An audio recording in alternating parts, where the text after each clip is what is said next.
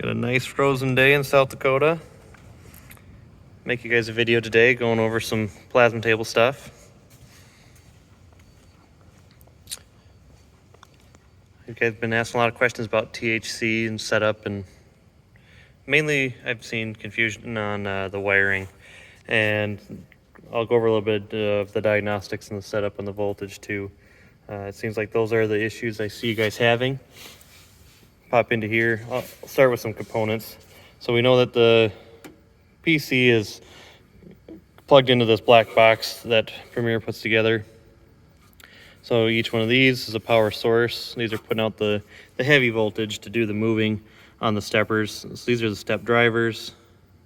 Each motor has a driver.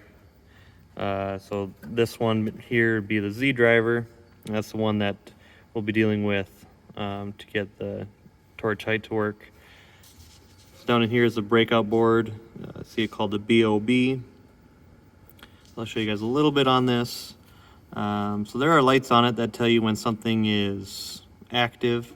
So zoom in here, you can see how it has inputs, and when those inputs are active, they'll light up. So like right now, I'll press the emergency stop. So when it's pressed, it is active. So that's where you can come in here, you can get an idea what's going on pretty easily. It does have a label down low here. So you can see pin 1 or pin 10 is input 1 and so on. That's going to be printed on all these. There is more information on there on direction and steps. So for a Z driver, for any driver, just Z driver as an example, it needs 2 wires to work. These ones are running the extra wires to them, but you really only need this. In my case, I got a red and a white. And so on the Z, those are all the way to the right, and these are outputs. So we can think of the wiring as pixies in there. You know, they have to go through a door, and they can only go through a door one direction. So an output, it means it's only an outdoor, and the indoor is only the indoor. There's just no other way to do it. They all follow each other. Pixies like to be in a straight line. They don't like to go different directions. In direct current anyway. We can get into some crazy stuff with some alternating current, but today the pixies are in a single file line. So today I'm just going to go over the 150 today. I'm not going to go over the SD. That's a standalone. I made some videos on that. If you've got questions on there, I can definitely go in depth on that too. So what we're looking at for a step driver to work is step and direction. These aren't servos, so I mean, the movement is all relative. All the computer is doing is saying move on one wire and then what direction on the other wire. So that's just real down and dirty how a step system works. Is it's shooting out, you know, it knows that the computer knows if I say move 5 times, that's how many times it'll move. And if I say in which direction, clockwise or counterclockwise, that's the direction those 5 pulses are going to move me. And that's all taken care of in Mach 3. And so we can follow these red and white wires all the way over here, go through this bundle, and they come right up in here. And that's where I've got, I'll zoom in here. I've got my step and direction. So these outputs happen on the positive side. The negative side is just a common. So common, that means ground. Ground will be the ground for everything. Ground for the board, ground for the drivers, ground for the computer, everything. They can all be common. And that's where they do run jumpers all over the place. And that is okay to do. It should help reduce interference when you have your grounds all common. So in my situation, we did see down here, red on the left, white on the right. Pop back over here, I see white is pulse positive. Red would be my direction positive. So these are running uninterrupted. They go directly to the breakout board, and that is the case if you're not running any THC at all, or if you're running the 150. And remember, these are 150 instructions only. That's the difference, is the standalone would be the SD, the standalone model. It makes changes on these wires, where the SD, or where the 150 is making the changes through Mach 3, which in my opinion is quite a bit better. It knows position at all times then of the Z, and it'll display changes on on your computer display. We can go in here a little more. Talk about this breakout board. I did talk about inputs, outputs. So we have an indoor and we have an outdoor. We also have another outdoor here. This one is the relay. And so that's these wires down here. These two wires are in charge of turning the torch on and off. And this relay here is what does that. And there you will see it light up on the power relay. So we have power, and then we have the relay light underneath of it. So when that is active, it will be lit up. Over here are the inputs, and they start, I'll grab a light here so we can see ground, and then start immediately after the ground, it'll go input 5 all the way down to 1. These breakout boards, the SV1, they only have 5 possible inputs, and currently I'm using all of them. So I have inputs that are up, down, arc OK, and I also have an input for emergency stop.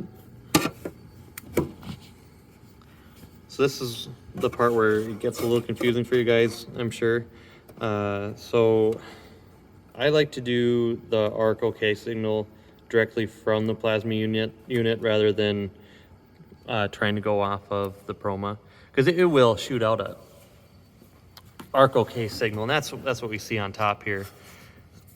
So this is just on top here. We're pulling power. We got to get 7 to 35 volts supplied, and that'd be through my blue wire. And then this is still the common that I talked about, where it's the common that everything's common. So this is coming all the way back down to the step driver, and it's also to the breakout board. So that ground, you'll want it to go, we'll start at the top here. So we'll go, this ground goes immediately to the ground on the breakout board. So ground on Proma, drop down here, pin that says ground.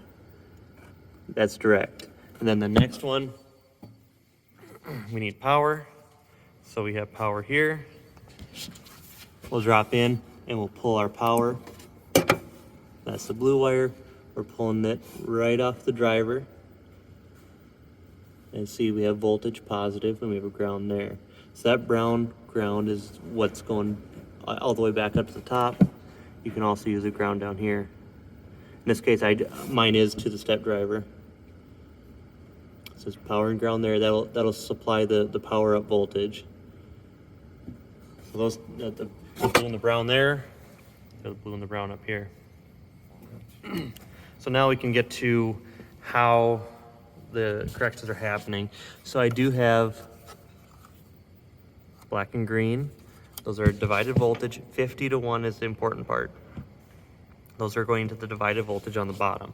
And so when the torch fires, it's correcting the voltage to show me as accurate as possible what the cutting voltage is. Now, when those adjustments are made, they're turned into outputs. So it's just 2 outputs. So all you're doing is saying up or down. And the way that works, there's a voltage setting. Right now it's set at 137. So I do have a setting in here that's it's HYS is what it's supposed to say, but it looks a little different there on the, there it is.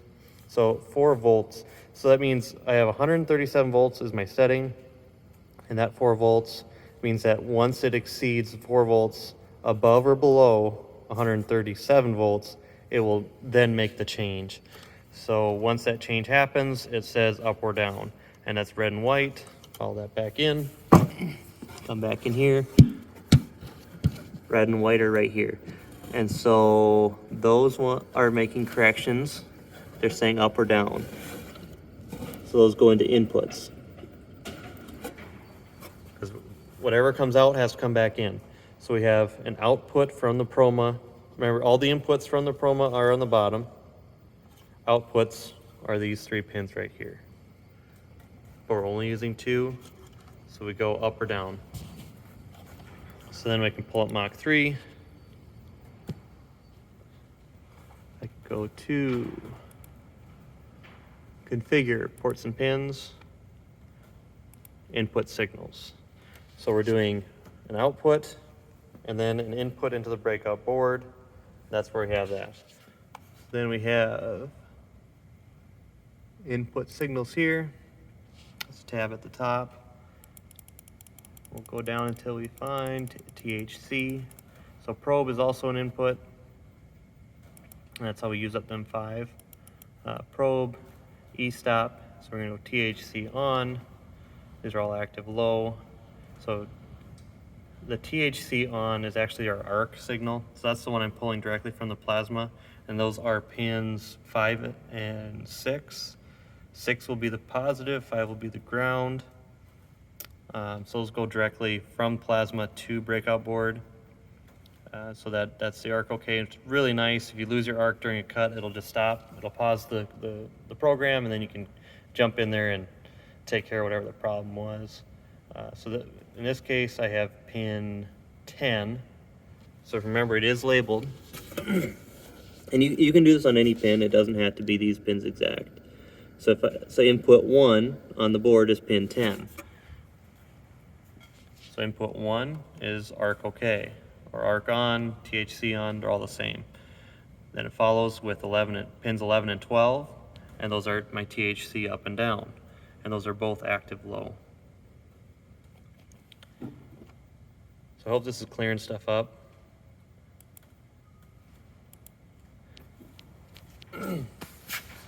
So I mean that's what each wire does, and where they go. The biggest thing, that's the biggest difference with this setup, is that when you're seeing this, is that the corrections are being done with the breakout board rather than independent of anything else. That's what the SD will do. So we can just kind of do a quick run through here. We got divided voltage direct from the torch, oil direct from the plasma unit. You can also go direct from the work leads. You gotta remember on a plasma, we do have the work lead is negative, the ground is positive. I kind of drew up a little picture here. So we have the PC, and the PC is the brains. We got Jeannie in a bikini. She talks to Bob. Bob is pretty stupid. He only talks to the Z driver, and so he only has this is only an output. Those 2 wires I showed, those are just outputs. They're just saying pulse and direction. So Bob is just saying, hey, let's move this way, and this many times. And so we also have the torch on. So Bob can say move. Bob says torch on. That's the way it works there. But Bob listens too. I mean, he's got the inputs that he's receiving that are outputs of the THC. THC is sensing 50 to 1, and it's since Bob is pretty stupid, Proma has to make up its mind what's going on. So it's saying, Bob, let's go up or down. Comes up here, goes back to the Genie, and she says that's okay. Let's move down. That goes to the Z driver. So it's, I guess to me, it's not too complicated when explained that way. And the way our torch height is going to work, you know, I talked about I had it set at 137. So we're cutting, and our height is good. You know, we have plate here, torch here. Here's the plasma arc. You know, life's good. This height takes 137 volts to maintain, and if it exceeds this by 4 volts either way, that's when all this kicks in and says, hey, let's just move up or down. Now what will affect it is speed of the cut. So if you decrease your speed and you want to maintain this height, you have to increase the voltage. So if the speed goes down, voltage goes up. And then another thing is height will affect the voltage. So that's the tricky part. You know, the height based off of voltage is very reliable. It's repeatable, it works well, but there are things that cause issues. And one of them is typically holes. You know, if you're reducing to a 60% feed rate on a small hole and then jumping up to 100 on the rest of the part, you're gonna have trouble with the hole, because the problem was your speed decreased. Well, that also means that your height is decreasing.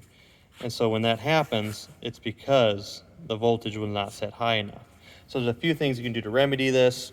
You can kind of play with that fine line where you, on like the entire part, you have a voltage that's maybe just a little bit high, but it's still cutting a nice quality on the outside. And then on the inside, you can set things like your delay time, and these are all settings. When I'm talking about settings here to do this, you hold down both buttons, go through your settings. So there's a few settings we can do to help. So one thing that really works well is the delay time. So small holes, you can typically cut out a small hole in less than 2 seconds. So those are the ones that you're slowing down to 60% feed rate. So we're gonna come in, cut, do the hole, and that'll all happen before the height changes begin, which will be really nice, because them holes, if you guys really watch your voltage, they do jump up pretty high. And what would happen with, if you just ran it, you would dive that torch into the material, and then you'd have some serious issues. So if we set that delay out long enough, it'll cut the hole, and it'll do all that before the THC says something's wrong and needs to move up or down. And then we can go out to the outer cut, which is bigger part, more chance of something moving or a height change needed. So we can come in here, and then it'll actually do the pierce and start the cut. And then once it gets 2 seconds into the program, then it'll start raising and lowering the torch as needed to get around to the cut without contacting material and keeping the torch height at the proper height. So speed is definitely the biggest issue on the height. So every time we change speed, we also change the voltage of the cut. So height changes the voltage, higher voltage equals higher cut, lower voltage, lower cut. And that goes right back to your settings. You know, if you're having trouble where it's going along and does the dive, well, that dive is happening because it didn't make an adjustment until that delay time was done, and then it dove. So what you can do to remedy is increase the voltage, and you can also increase your parameter of your hysteresis of the voltage that it will adjust between. And that does take care of quite a bit of the issue. If you keep it at least 4 volts, you can go up to 8. That's the biggest thing, is just cutting until you're familiar with it. And I'll load up a test file here. These test files are really good. You can really draw them yourself if you want. And so I have a whole folder of them, of just test files. And so these let me get in here. So I like this one here. It's a 2-inch square with a 1-inch hole. I'm gonna put it down in the corner. Oh, let's see. Got that. There we go. Really a nice way to test what's going on, because you can check for squareness, out of round, all that good stuff. So I do have a piece of 1/4 inch on the, I'll double check that. I think it might be 3/16. Yep, we got a piece of 3/16. We'll be cutting it at 65 amps. So I do have these kind of in a jumbled mess, so you'll have to forgive me there. All right, I did have the offset wrong.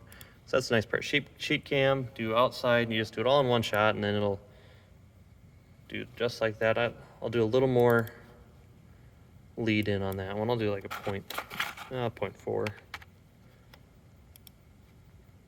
Okay, so there's a nice little test cut. These are really valuable in getting your settings right. You can take a look. It does have it highlighted, because I am going to reduce the speed.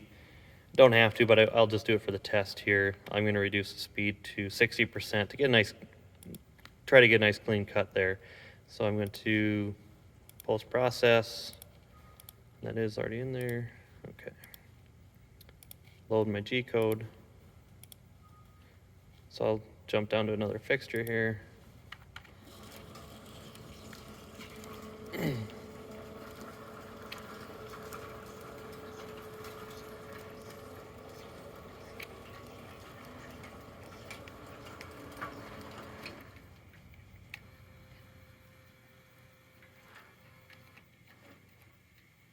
Okay, and then I have my plasma cutter on. So now I'm going to show you guys what you can do when you have no clue what your voltage setting should be. So if you look right here, my THC is off, even though it will be reading. So that's where this 150, I'm able to turn this on or off. And this is something it's really difficult to do with the SD, where you'll do like a 10-second delay, and that's the best way I found to do this. But I'll just leave it off for the entire cut. What I'm going to do is I'm just going to watch. And I don't need the book for this, because really it comes down to what your table is doing. I see people ask a lot, what voltage? Well, the best answer is it's specific to your application and your table. So I've got it all zeroed out, 65 amps, ready to cut on 3/16. So I do have this set. I probably have it all set all wrong, which is fine. I do not know. Okay, so I got 3/16. I typically cut 3/16 at 45 amps. I'll run down here. I do not have, there it is. So I do know that the book setting is 119 volts for this, for 3/16, 65 amps. And that's just from the book, but my setting will be different. So I have my THC, it's just gonna hang out here at 136, but the THC is off. Load in my code, I'm gonna hit start, and now I'm gonna watch the voltage as the cut happens. So my table's getting into place, it'll pierce here pretty quick. Just going down, now watch.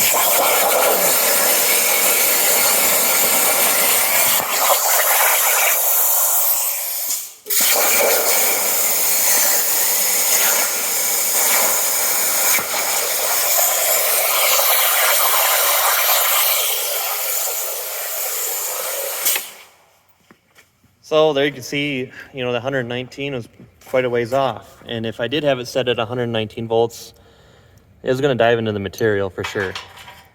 I could cut a little faster, it looks like. Got some dross on there. So, if I increase my speed to where I'm getting a good cut, it'll work. But this is not going to take a lot to clean up either. But this is again where I don't typically cut 3/16 at 65 amps, just because it is a little overkill. It's pretty square cut, it's not too bad. So that's where, I cut these out as a test. 2-inch square, 1-inch hole, pretty simple to draw. And then you get a good idea what's going on. So now if I want the THC to work properly, I'd set it looked like my average is about 144 volts, and that's my new setting. And that's where in Sheet Cam, you go to your tool list. So here I got my tool list on the side. I'll go down to 3/16, 65 amps. And then right in the tool name, that's where I punch in my voltage. So every time I do this, I just come in, update. So let's do 144. And then next time I know, it's 144. And then that's also the nice part. When you do pull it up right into Mach 3, shows you right there what your voltage will be. And then every time you update, really, really nice way to do it. It's the best way I found. It works good. Again, you can get it where it's pretty repeatable and you don't have issues. You're not diving into material. So for that one, we didn't dive into material. We're good. And so I can do this. I can come back in. Now that I know I have an approximate setting of 144, I'll leave it right there. I'm going to zero this out, hit start, turn on THC.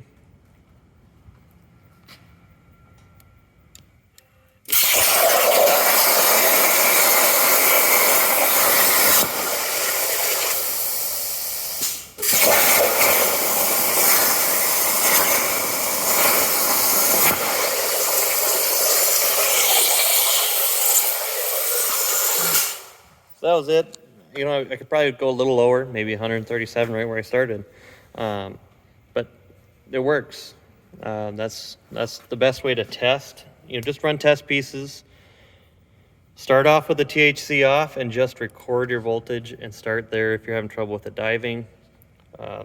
Good place to start. Just increase the voltage. You know, try to and observe. You just run it and run it. You know what you just figure out what works the best without THC, and that'll be your new setting with the THC. And once you really get that down, there's no warpage that'll ever get in the way of being an issue. You can increase speed as you go, and that's where you can really get started on all this. So I hope that clears stuff up for you guys. These manuals do really suck. You know, I always tell people to read their manuals. These ones just don't have a lot going on. They're okay, but you know, it shows you the torch and the up and down and all that. But it's not the best manual because these are just an aftermarket. They're meant to go on about anything. So that's where you kind of got to find a balance of what works the best and what's correct, I guess. So, yeah, that should be as much as I can tell you guys. I've been meaning to make a video explaining these wires for a while. So I guess, yeah, here it is. And then that's where these ones coming in. These are the Hypertherm wires. So those ones are the white and the black if you guys are looking to figure out which wire is your divided. So that switches over to black and green. The black and green goes to the bottom.